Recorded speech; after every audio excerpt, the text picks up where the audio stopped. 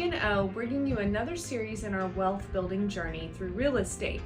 So we're going to actually back up a little bit and we're going to talk about what you need to do first to get ready to be a real estate investor.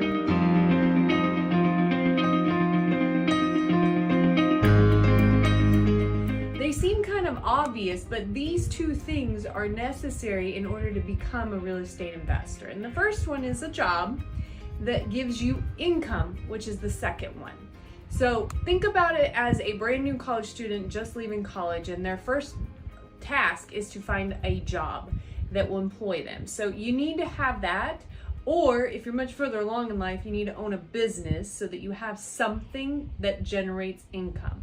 And then the second thing you need is that income at a higher amount to help you qualify to carry these additional assets that you're going to acquire. So if your income is a bit lower, you might look to get an improvement in your position at your company so you can get your income up, or you might look at getting other sources of income to come in so that you have a higher income when you get ready to take on step number 2. See you next week for step number 2.